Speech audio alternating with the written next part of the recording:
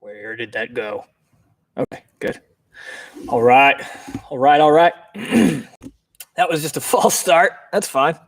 Little technical snafu. Let's see. 3:55. Oh shit, we're still early. Just keep vamping. I just got to take care of something on the back end. Yeah. All right. Still a couple minutes here, guys. If anybody's jumping in, yeah, make sure that's. Whoops. Technology is sometimes a little bit finicky, so we're gonna keep rolling. What's going on, guys? What's up? We got a few people rolling in. Drop a little message in the box. Let me know you're here. Let me know you're alive. Let me know you're enjoying this beautiful Friday afternoon, wherever the hell you may be. Yeah, we gotta get some fucking like pump up jams or some shit on this. Just cracking the monster and shotgun a monster, whatever we want to do.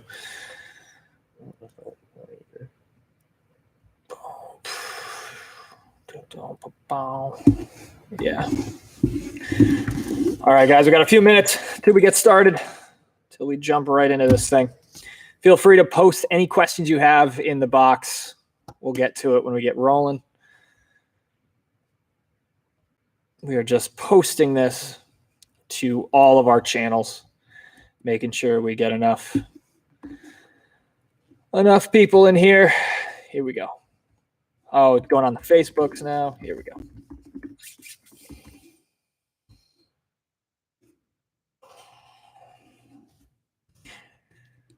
Who's at work? I want to know, look at that chat box and see who's at work, who's at school, who's driving. Callum, thank you for the kind words. We'll see who else rolls in here. Callum, what do you do? Are you skipping work for this? You skipping school for this? What are you doing? Get rolling here. A couple more minutes. Like I said, we just got to get some. See if we can work on that. A little hype mic, hype music. Just got a phone call. And I got. Oh, Joey, where you hired? Where's the new job? I'm in the UK. 8 p.m. here. Ah, yes, the old UK. Yeah, Joey, where'd you get the new job?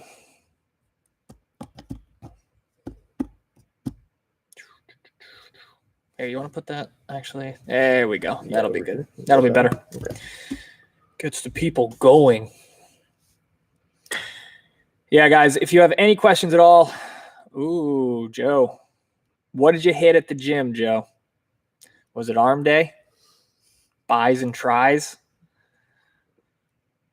What do we got? I'm going to block your face, but I'm not going to block your chin. All right. Powerlifting gym, freaking dream job. Hey man, that's where I started working the front desk. It's where you can learn quite a bit.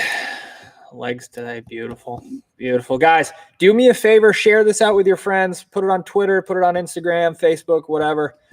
Just trying to get more people in the live stream as we can before we get going. We have 2 minutes. 2 minutes. Grab yourself a snack. Grab yourself an energy drink if you need it. Any plans to sell equipped gear again? Not at this time. Yeah, not at this time, I don't think. Just not a ton of people utilizing it, you know what I mean? So, you know what? How many we got? How many people we got coming in? Got 15. Beautiful. Cool.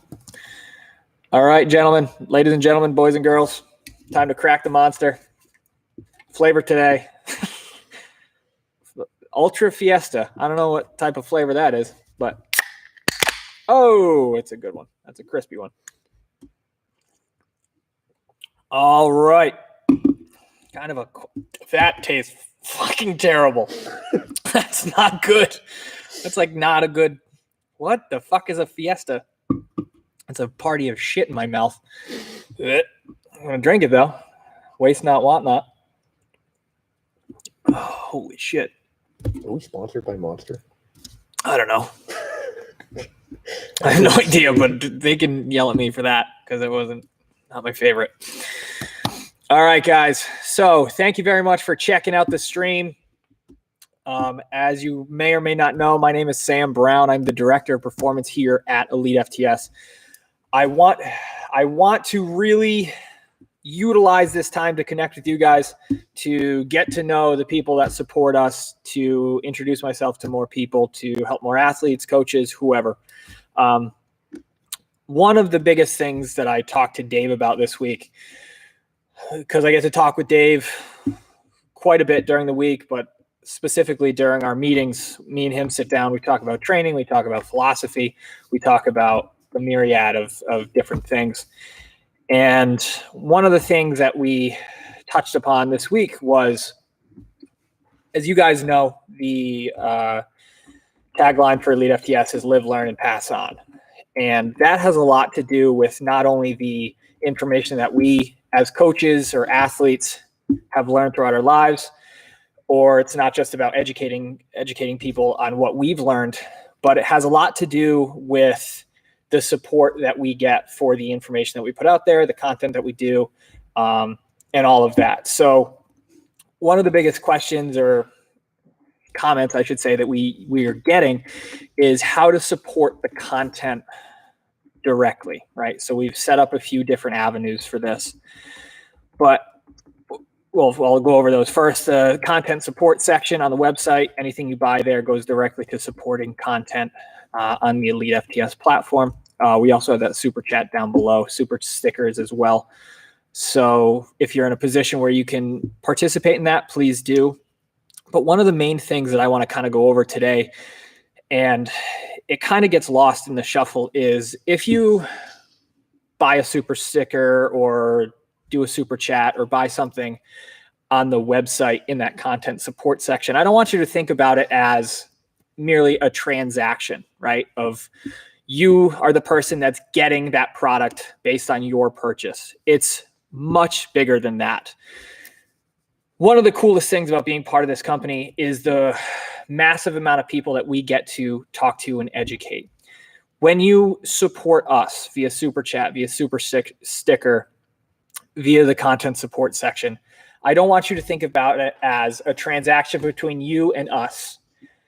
It's not an addition problem. It's actually a multiplication problem, because what happens when you support us, you are supporting the next generation of coaches, the next generation of athletes. And your support is bigger than a t-shirt, a set of bands, right? You are allowing us to provide this content, provide this information, provide the videos, the articles, everything that we do to young coaches, young athletes that may not be in the same fortunate position as you to afford to purchase equipment from us, to afford to purchase bands, chains, knee wraps, t-shirts. I really want you to take a look at the whole process of live, learn, and pass on.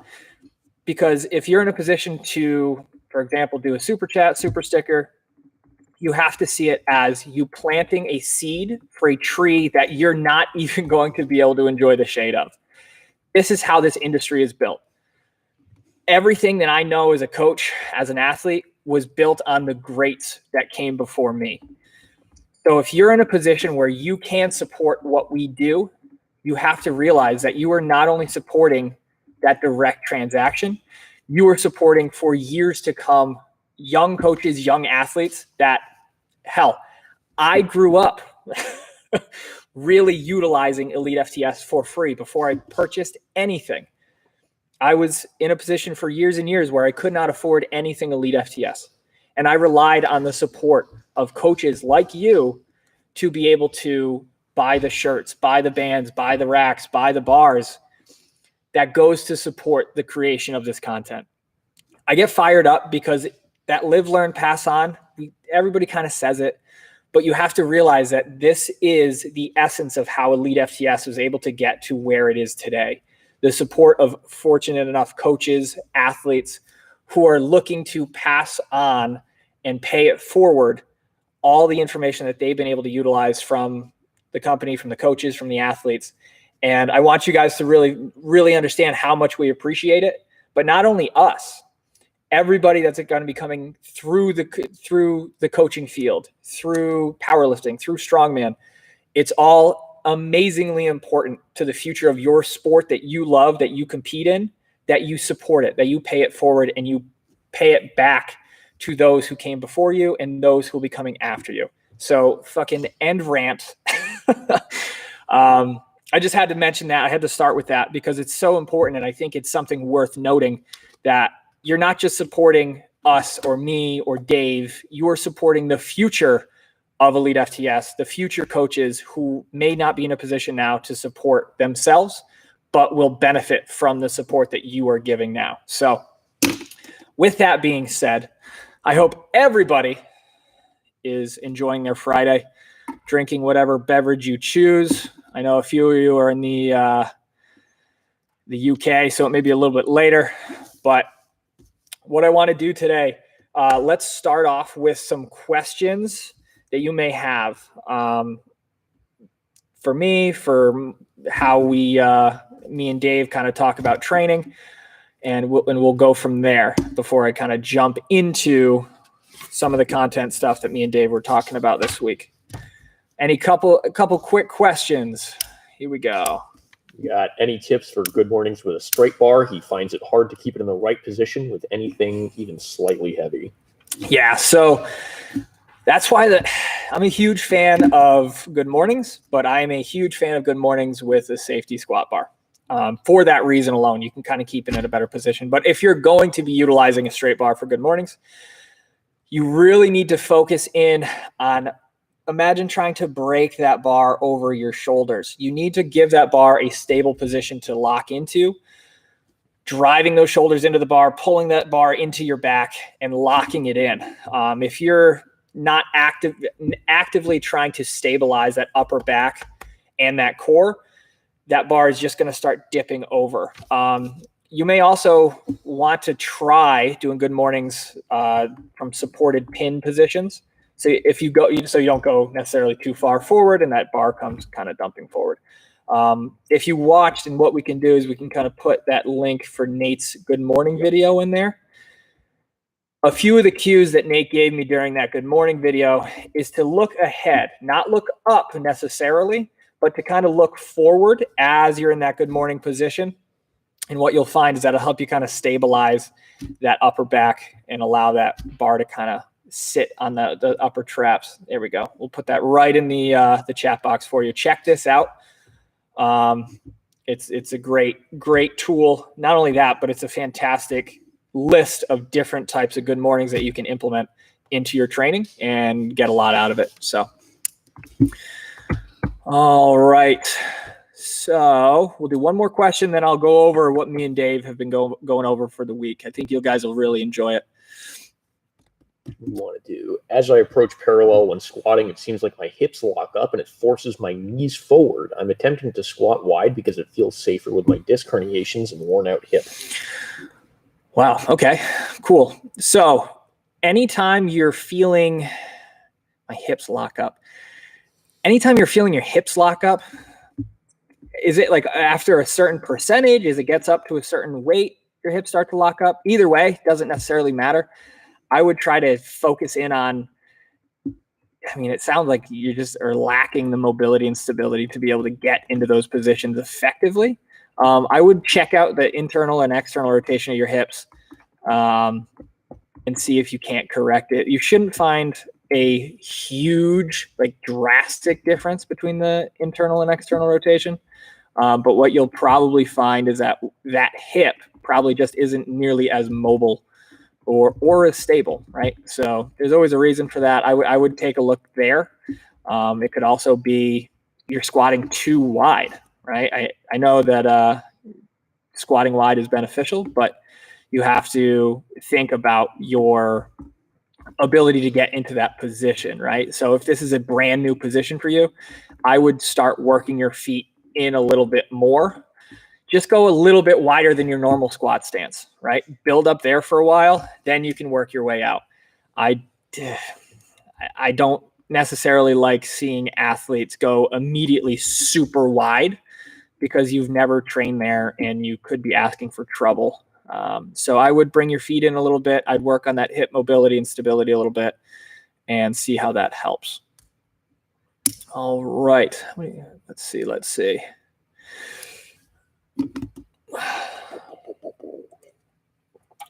Oh, yeah. I keep forgetting that that's terrible. All right. So what do we got? Difference between Mason actually kind of covered that. Mason, the man, coming in with the blue mobility move, but I haven't got a clue. What can I do mobility-wise for my hips so I can squat a little wider? Okay, Bailey, good question. Kind of like what I mentioned before. So what you want to think about is attacking the mobility of your hips in 360 degrees. You want to stretch out the front of your hip. You want to stretch out the side of your hip. You want to stretch out the back of your hip, aka your glute. And then you want to stretch out your adductors, which is on the inside of that thigh. Do we have a good hip mobility video that we can send them off of the website? That is a good question. Didn't Nick do one? Nick Bronkel? Did he do some hip stuff?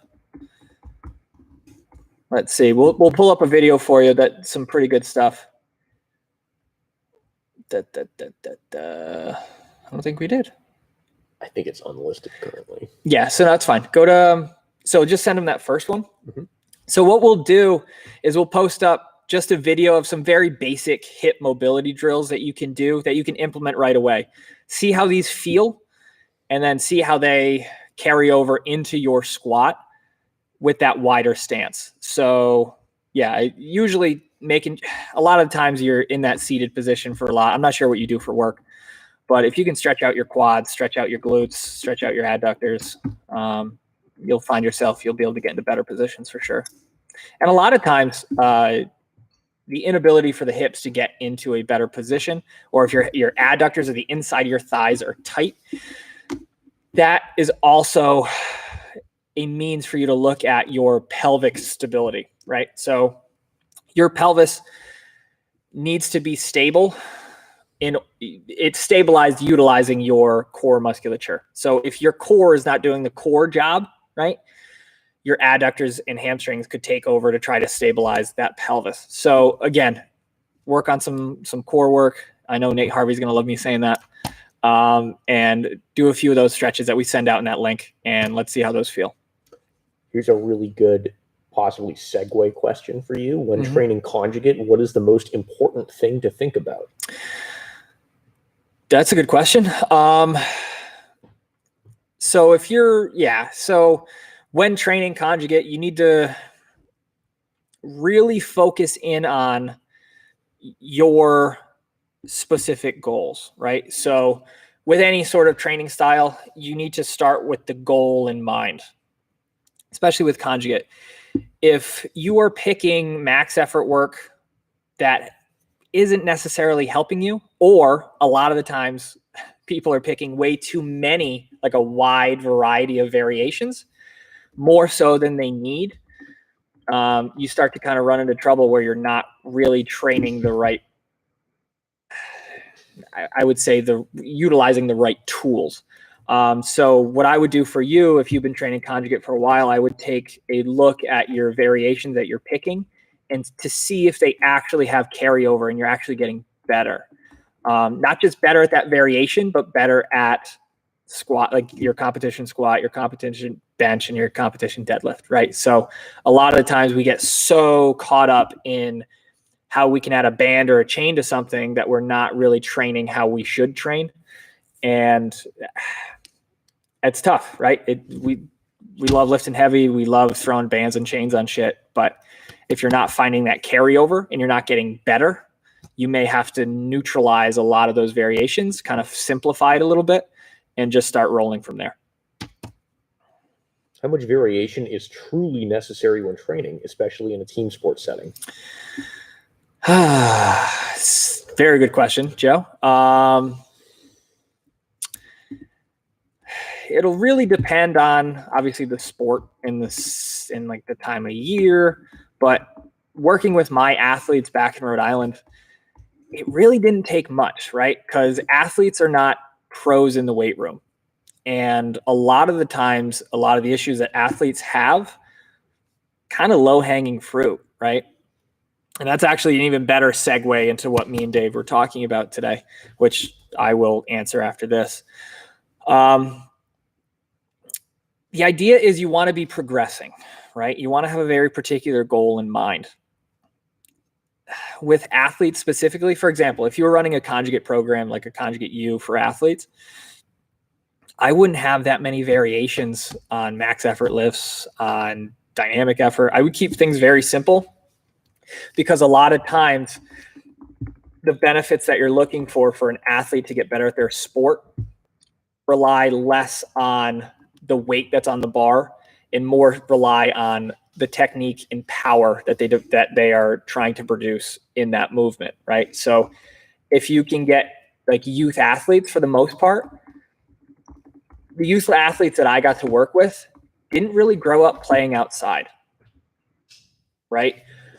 So if you're dealing with a youth athlete that doesn't have the basic motor capabilities or proprioceptive skills to move their body and be aware of their body in space, you don't need a ton of variations. You need to teach them to move their body, right? This is even the same for college athletes as well and high school athletes. If you're working with, and I hate to use this term, a motor moron, right? Someone who just doesn't have that control of their body, then you need to build that. That needs to be a basis of your training. The training doesn't have to be complicated, but you need to be able to build that quality in them so that then they can therefore get better at their sport, get faster, get stronger, right? So that's actually a fantastic segue into what me and Dave's meeting was about today. So what I want to see is, can you put a 1 in the chat if you're a coach, a 2 in the chat if you're an athlete? I just want to see who I'm working with, who's here, who's participating. So a 1 if you're a coach, a 2 if you're an athlete. Let's see it. 2, Joe, 1. Oh, God, I keep doing it. 1 and 2. Yes, Mason, you are both. I would count you as both. So again, 1 in the chat if you're a coach, 2 if you're an athlete. Athlete, coach. All right. So it's actually looking like we have more athletes in here than coaches. Jordan, yes, I did. I competed a few years ago, actually. That was the last time they had the event at Top Strength's old facility. 3 power. Yeah, I guess it's its own category for sure. All right. So one more question. I just want to kind of test the audience. Would you consider yourself beginner, intermediate, or advanced? I can almost tell there's probably not going to be many advanced, and that's okay. 1 if you're a beginner, 2 if you're intermediate. Beginner. Oh yeah, Jordan, I remember you, bud. Nice. Intermediate. Okay. Cool. Awesome. All right. So what I'm going to do is I'm going to take the information that me and Dave were talking about and to put it into more of an athlete or a competitor's sort of scope, right? So mediocre, intermediate. Awesome. Perfect. So one of the biggest things that me and Dave were talking about this week, and first and foremost, I am so unbelievably grateful to have the opportunity to sit down and chat with Dave for an hour or two about training. Like, that's the fucking coolest thing on the planet. And that's why I like to connect with you guys, so I get to share some of that information and help more people, because he helps me directly every week, and my job is to try to help you guys every single week. So one of the major things that we were talking about was how to work with a beginner, right? Someone who has little experience training, is looking to start training, or is looking to get into powerlifting, this, that, and the other thing. But really focusing in on working with a new lifter, a new athlete, or someone who has very little to no experience training. And as you guys are athletes, you're probably sitting there like, oh, I'm not new, I'm not a beginner. But there's a lot of really good takeaways as an athlete that you will be able to take from this information. And I want you to listen to this information and kind of compare it to what it is that you do in your training, and to see if any of these, I guess they would be laws, right, could potentially benefit your training and could boost you to that next level. Okay. So when you're working with a beginner or a brand new athlete, you can't just throw them to the sharks. You can't just throw them into the deep end of like max effort work, explosive dynamic work, because a newer person's or a newer athlete's body is not ready for that. They are not ready for heavier weights, right? What you need to focus in on, and I know being lifters in here, a lot of people in here are lifters, you need to focus in on prepping your body to facilitate the future growth. It's essentially building that foundation. And I know a lot of you could use some time truly building up that foundation. What is that foundation? That foundation is your mobility and stability, right? At the joints. You need to focus in on building that, being able to get into the necessary ranges of motion in order to compete at your sport or your athletic venture, right? That's pretty much where you want to begin. After that, you need to give your body time to learn how to stabilize, learn how to accept bigger and bigger weights over time. You do that by focusing in on tendon health. How many times have you been training and you thought, I should probably work on my tendon health, right? That's not one of those things that we focus in on much. We also need to develop the core, right? Not only just like the abs, but really focusing in on the torso of the body 360 degrees. The abdominals, the obliques, the lats, everything, right? We need to learn how to brace. We need to learn how to stabilize our shoulders, to mobilize our shoulders. We need to focus in on our hips and our pelvis, our stability and mobility throughout our hips, shoulders, and T-spine, right? So there's a lot of things that we can work on as a beginner. And I know a lot of you probably were like, hey, I just started a couple of years ago and I just started lifting, right? So if you are a newer lifter within the first few years, how have you been able to work on these things? Have you worked on an aerobic base?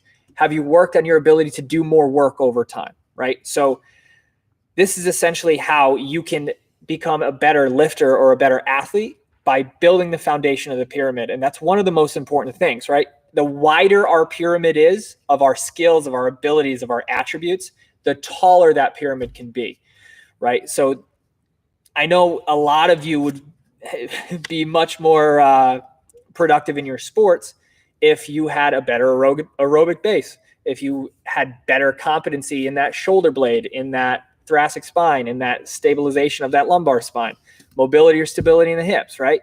So me and Dave were really jumping deep into the weeds on how you develop those skill sets and how you get those attributes better in athletes in order to progress them to that next level where they can actually train, right? One of my favorite quotes that Dave has ever said to me is that most of the time when you're working with somebody new, they're too weak to train, right? They're too weak. They do not have the appropriate anatomical adaptations that they need to build a solid foundation to which you can grow and develop, right? So a lot of times people are too weak.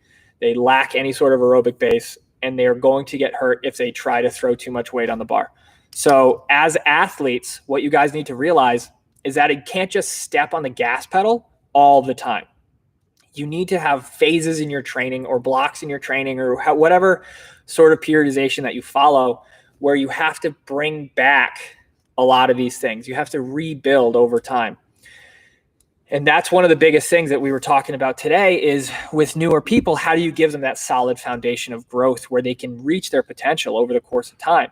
And not only that, and the coaches are going to get a lot out of this, is you need to help those athletes build buy-in. They have to accept the program. They have to accept what you are putting in their program, right? So they have to enjoy what they're doing. And I know we have a few coaches on here, and I know when I say buy-in, you guys are going to know what I'm talking about. But a lot of the times when you're working with athletes or you're working with a newer client, you need to put things into their program that they enjoy for the sake of them enjoying it. because you can be the most scientifically driven and data-driven coach on the planet, but if your client or if your athlete does not enjoy coming to train with you, they're not going to do the program. You're not going to get the same amount of results. So that's one of the biggest things from our conversation that we had. It was really how you develop that buy-in, how you develop those skills, how you create a program for a newer lifter or a newer athlete that hits on all those things: tendon health, aerobic capacity, mobility and stability at the joints, stability at the core, lumbar spine, right?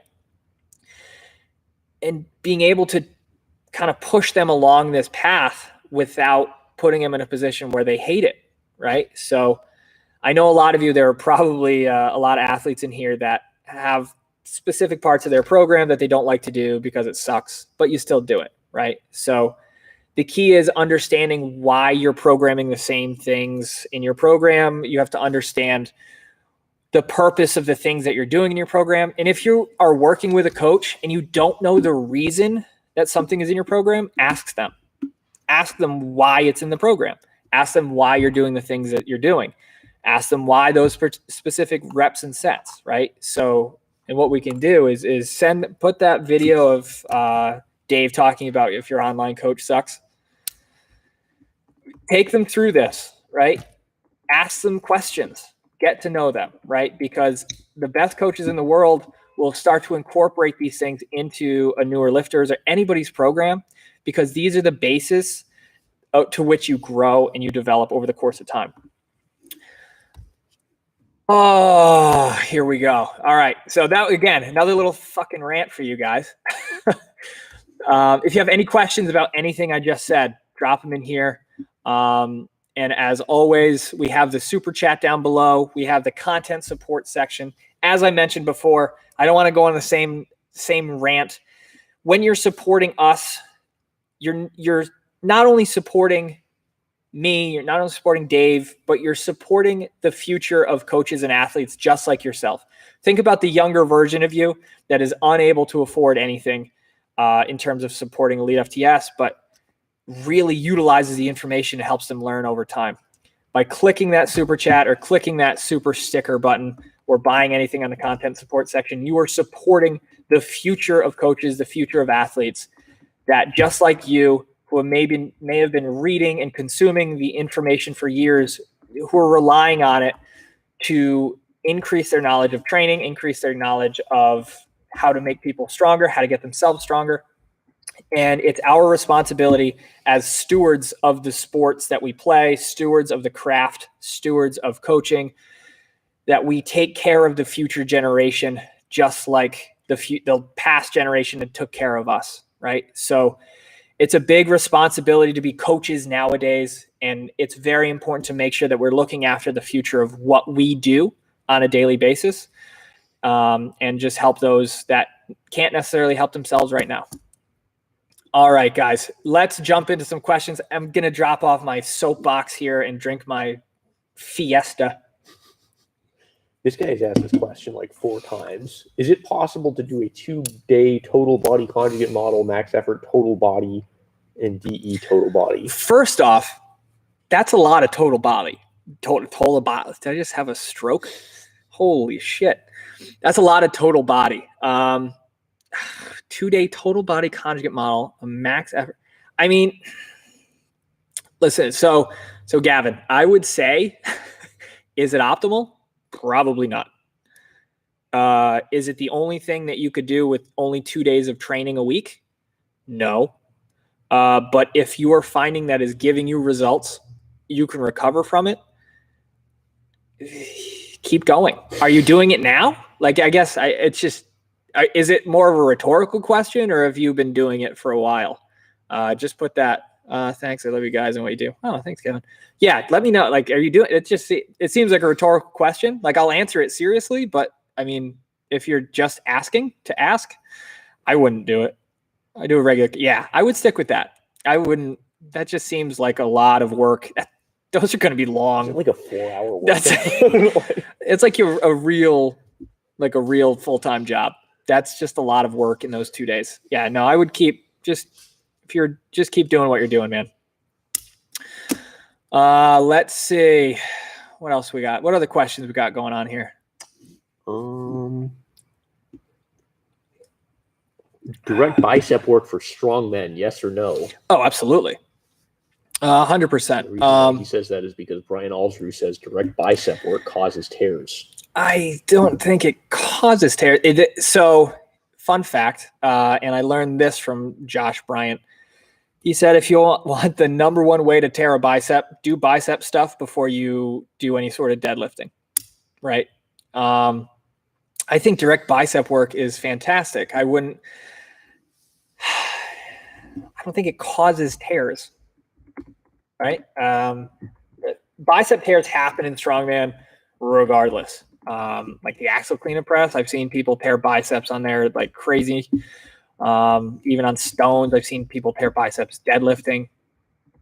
I think what we're really focusing in on is we need to put a little bit more work on like the tendon health, elbow health, right? I think it depends on how you train the biceps. I think that would make a big difference. If you focus in on building up that strength at the fully extended or fully lengthened and fully shortened position. I know Jordan Shallow has a great video. Actually, we can look that up. Jordan Shallow talks about bicep health and how training arms helps with bicep health. Well, Jordan Shallow, he did a video with us. Bicep health. Yeah, right there. Eliminate shoulder and elbow pain. Here we go with incline bicep curls. So you'll hear a lot of what I just kind of said in this video, but he is way fucking smarter than me. I'm just here for the lulz. I can't believe you just said that. Well, it's the internet. So yeah, take a look at that video. I would lean more towards this. I don't think direct bicep work causes bicep tears. It would all depend on how you did them, how you train them. Let's see. Is it optimal to train Beltless and Axel all year round? I'm a power lifter and stuff. I only use a power bar when it comes to competing in the meet. Train with a Beltless and Axel all year round. There would be optimal. I would say probably not optimal. Just because as a strongman, like there is a definitive reason to train with an Axel. In terms of powerlifting, Axel deadlifts for powerlifting, I would say we can probably work. Is the goal to work on grip or is the goal to get better at deadlifting, right? So if your grip is an issue, there's definitively benefit to utilizing fat grips, axles, just thicker implements into your training, work on your grip directly. Beltless, yeah, there's a time and a place to just train beltless. Like off-season stuff is great without a belt. Build up your ability to stabilize without a belt for sure. But when it comes to, peaking for a contest, peaking for a meet, I would say that use all the tools that you have access to. And a lot of people I've seen that actually train beltless for a long, long time tend to not be as good as you would think with a belt on because they kind of forget how to use it. So just like with anything else, it would depend on the time of year you're in, what your goals are, all that shit. So optimal, no, but there is a time and a place for both of those things for sure. Jordan asks, how did you end up at Elite Fts? Weren't you running a gym in Rhode Island? Jordan coming through in the clutch. Yeah, so ended up at Elite Fts. They did kind of a call out looking for someone to hire in as, little did I know, it'd be called the director of performance. I had no fun fact. I learned that on my drive in. But no, it's kind of a funny story. So I've been really obviously following Elite FTS for years. I've written a half a dozen or so articles for Elite FTS. I've always worked with Matt Mills. I worked with him for a few years as my coach. So I was very familiar with Elite FTS stuff. I would drop by his gym. So I always supported it, right? I always supported Elite FTS as much as I could. Shout out to Matt Mills over at Lightning Fitness. Shout out to Murph over at TPS Malden in Boston.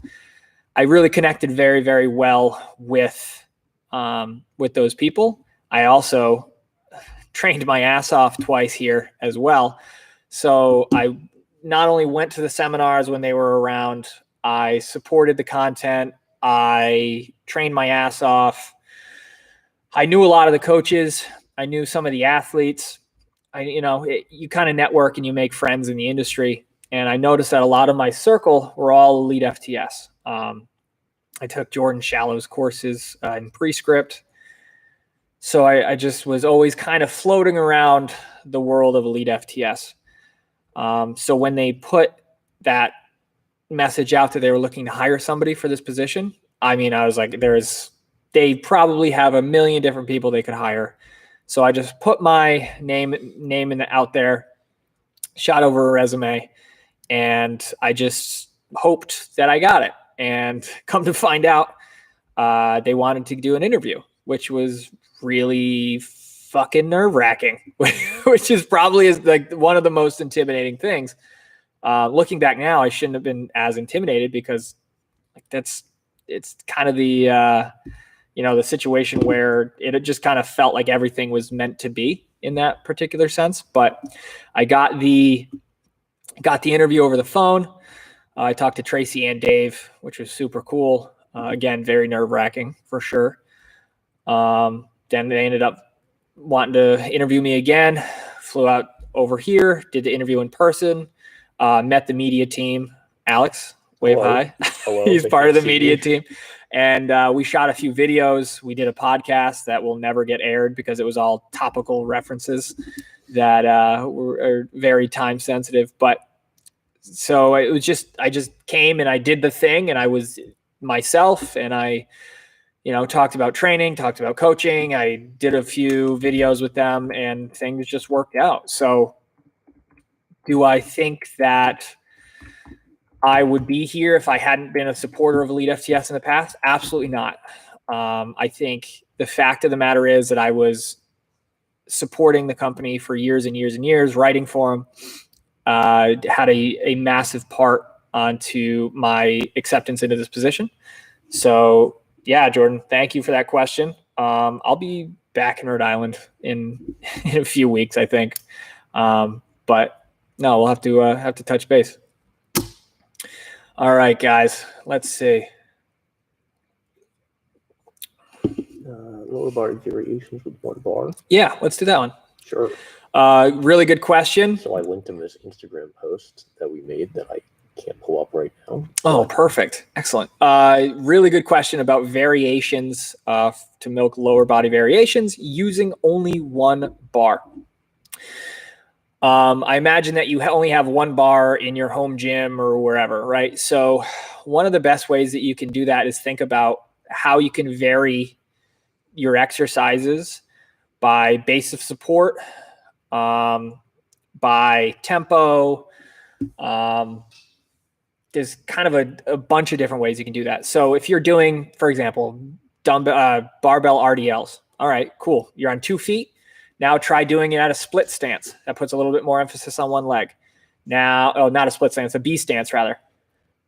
Puts more emphasis on one leg, but it's not as progressed as a single leg RDL, right? So if you can think of the variations within each variation, if you're doing barbell RDLs, now add a tempo in, right? Do them slower. If you can, purchase some bands, throw some bands on there, right? So always think about the exercises you're doing in terms of the amount of time it takes you to do that. You can add more weight. You can add more reps. You can add less rest time. You can add more rest time and go heavier, right? So there's like a million different ways that you can actually do that. Yeah, snatch grip, different hand positions, absolutely. Base support or center of gravity. So you can adjust that. You can do pauses within a rep. You can do those as well. Just kind of use your head and think about how can I make this harder? How can I make this more difficult? How can I change where my feet are, where my hands are, and you'll be surprised at how many variations that you can actually utilize in a garage gym with very simple equipment. That's what I've been using for years before I came out here and jumped into the candy land of powerlifting, strongman, and strength sports. I was just using very simple garage gym. I had dumbbells and I had a barbell. Granted, I had a few more barbells than most, but the idea is the same. You don't need a million different pieces of equipment to maximize your training and to get better. Oh, here's a good one. You can tease the thing coming off of this. Any books you read. Ooh. And you can plug Conjugate you and stuff as well. Yeah. So are there any books you'd recommend to read to understand Conjugate better?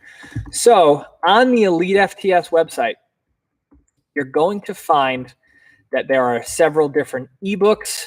There are several different regular physical books that talk about Conjugate. There's also a link we're going to be dropping into the chat box now, which is the basic Conjugate training manual that Dave wrote. I think it was this Dave and Wendler? Yep. Dave and Wendler wrote about Conjugate training. Teasing the thing I'm making? Yeah. Okay. So inside scoop here. One of the cool things that I got tasked with as the director of performance is to creating I don't know what else to say this, essentially a newbies guide to Conjugate training. So essentially compiling all of the information that we have available to us on the Elite FTS site about implementing Conjugate training for beginners. We're talking about how to use bands. We're talking about when to use bands, how to use chains, the purpose of the dynamic method, max effort method, programs. It's going to be really, really cool. So I'm going to be working on that. It's going to be totally free, which is kind of cool. And I'll be able to put that together. We get a lot of questions on Conjugate specific training, and there's so many resources on the site, but it's also kind of a pain in the ass to find them. So I'm kind of doing the hard work for you, getting all the links that I would utilize if I was going to try to explain the Conjugate system to anybody else that's a newer lifter. We're going to go over all sorts of exercise variations, when to implement things, what to focus in on, and a lot of what we were talking about for how to train newer lifters and newer athletes and just people who have a low training age is going to be implemented in there as well. It's almost like a pre-Conjugate phase of things that you should work on to get the most out of that Conjugate system altogether. So yeah, so that's a little fun fact for you guys. Hopefully you guys will enjoy that. I actually have a question that we can wrap up on. Oh shit! Is it already? Yeah, we're getting there. God, we're cruising. So if they this have any fucking Fiesta has me just hyped. So pre-plug for Super Chat if anyone wants to get a last-minute question. Yeah, absolutely, guys. If you have any just burning questions you want me to answer right now, Super Chat down below. Feel free to utilize that. We only have a couple minutes left here, but I think Alex has a question that we're going to be using. So how would you explain the differences between the typical West Side template versus kind of the training that you've seen take place out here? Yes. So I know I forgot to even touch upon, we can go a little bit longer. If you want. Yeah, let's go a little bit longer. I forgot to even touch upon the training that not only myself that I'm doing, but Dave and the crew and Alex behind the camera here that you can't see, he's doing as well. It's very cool to see because I was training a very different way coming into the Elite FTS compound. And then it was just thrown to the wolves. Like it was like I had no real prep phase. I had no real building phase. And it was just thrown into the middle of a block that everybody was doing. What I'm seeing a lot with Dave's training crew is that it depends on the person, right? We have Ted, who is a gorilla. Like that's like the best. Like I mean that with nothing but respect in my heart, but like he's a fucking gorilla. And he's just moving weight that is just superhuman. But he's training in with everybody. Like everybody's kind of on different levels. And it's cool to be able to implement everybody into the same training style and to make it appropriate for everybody, right? So in terms of like a traditional West Side. What we're doing is really has nothing to do with West Side as a whole, right? We're not doing traditional like max effort work, right? We're really building. For the bench, it kind of is. Well, the bench was a clusterfuck. Like that was chaos. The bench is for the mess. That bench day, I felt like I got hit by a fucking bus. It was ridiculous. So we were supposed to work up to a single, heavy single, and Dave touched upon this the other day. So we were just prepping to utilize a heavy single, like work up to something heavy, maybe a new training max, whatever. So we're all like working up to something heavy, and then the slingshot comes out. And then the double slingshot comes out. And then the fucking bench shirts come out. And like you're hitting max after max after max. It was a ton. I don't know if that was pre-planned just to fuck with us. It felt like it was them fucking with us for sure. No, it's all part of the plan. That's all. But allegedly, yeah, it's all part of the plan. But in terms of like actually working with Dave and the crew, there is so much knowledge in everybody that's training that they're able to accommodate on the fly if they see a weakness that we have. For example, tomorrow we're actually going to be starting a new wave for squats. I have zero idea what that's going to be. I have no idea. What did we work up to? Like a max double, like max double box squat with shitload of band tension on it. Yeah. Like it was a lot. Like that was a lot. So it'll be interesting to see. And guys, next time that I talk to you, we will do more of a training update. But yeah, in terms of it has nothing to do with West Side traditionally. It's just like this plan that's in Dave and Ted's and Joe's and Todd's head. Mm-hmm. Like they're actively trying to get us stronger, but relentlessly fuck with us at any given chance, right? So there's always that like playful, like the new guy is here, let's kind of throw some extra band tension on it and watch them squirm, which I'm all about, right? Like I'm all about learning, I'm all about getting stronger. So yeah, no, it's whatever Dave and the guys have planned for us, and I'm just letting that happen. You know, I'm not trying to ruin a good thing. All right. Let's see. Your final question. How much weight does a belt add to your max, or is it just injury prevention and placebo? I mean, again, it kind of depends on the size of the person. It depends on like a larger lifter with like a bigger gut, to be honest with you, may have more of a injury prevention than really adding a terrible amount to their max. But yeah, no, it varies with everybody, but it definitely adds for the most part with most people. Just having something to push against, right? Even if that belt isn't on super tight, which it shouldn't be, having that proprioceptive feedback to kind of push into something has a tendency of helping people stabilize better. But in terms of the amount, it varies. I've seen people do worse with belts because they can't get into the same position. I've seen people put 50, 60, 100 pounds on shit with a belt on, which makes me think that what they're doing without a belt it's not beneficial. Let's see. Let's do. Yeah, Joe is trying to figure out if Sam is a cop. Yep. That's pretty much it. All right, guys. Okay. Hey, super chat coming through in the nick of time. Link, what is that? RM 75. Mm-hmm. Linkerum. That's definitely not how you say your name, but that's all right. What ideas do you have to increase the exposure of Elite FTS? Love the content, love the knowledge. Keep passing it on. Thank you. Like, do we have as the media team? Yeah, like that's see, you're gonna have to get on the camera here soon. I can't get on the camera. It's not allowed. Exposure of Elite FTS. So a few of the ideas. I don't want to go into too many industry secrets around here, but to be more consistent with a lot of the things that we do already, especially with the YouTube. We have so many great people coming out, and we want to have that quick turnover of when someone's out here, we film all day, and then we just keep pumping out awesome videos one after another to, just keep feeding the YouTube machine, YouTube algorithm. But a lot of that has to do with connecting with you guys, connecting with the people who support us, and for you guys to share it, right? It sounds cliche, and it sounds like every YouTuber says it, every person on the internet says it. But when you truly like, subscribe, and ring the bell on our channel, it immediately boosts the efforts that we're doing. I don't know what the mathematical equation is, but the idea is the more people that are interacting with the videos, sharing the videos, that means more people will have the opportunity to see those videos and to see that content. So it's as simple as providing you guys with content, and everybody that's part of the team and wants to support the team just spreads it as far as they possibly can.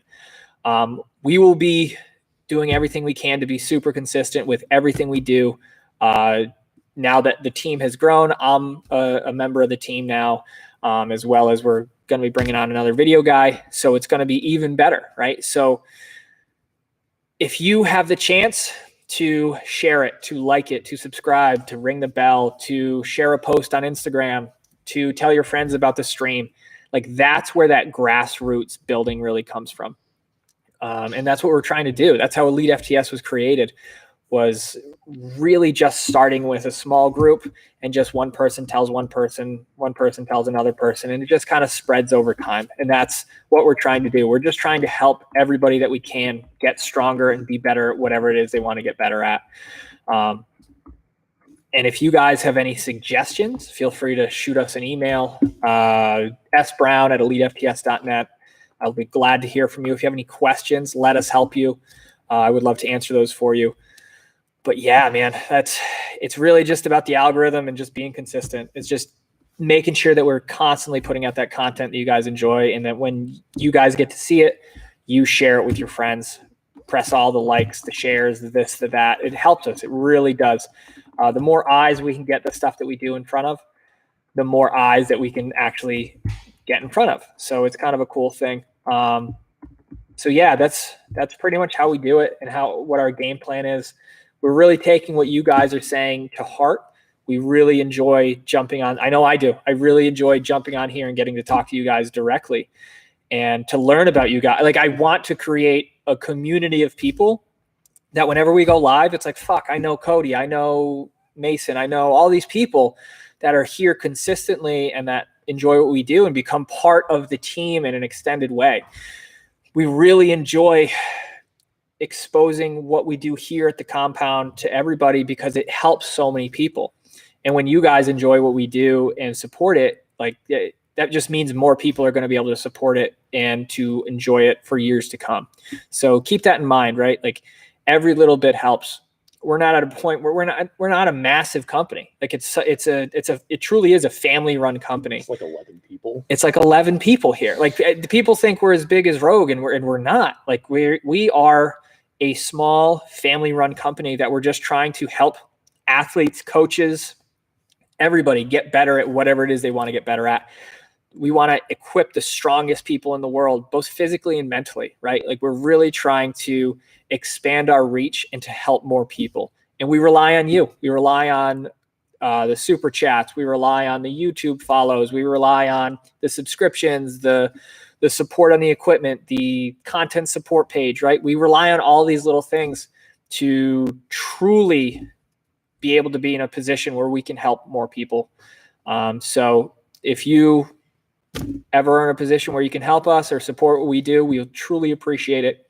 And you will know that you are supporting the strength and conditioning field, coaches, trainers, athletes, competitors for years and years to come. So I think on that note, I truly appreciate everybody for jumping in with me. This is my fucking Friday tradition, man. Like, this is the best. Next time we'll have to get a beer or something going. But no, I really appreciate you guys dropping in with me, and I look forward to seeing you guys next week. And until then, that's all I got.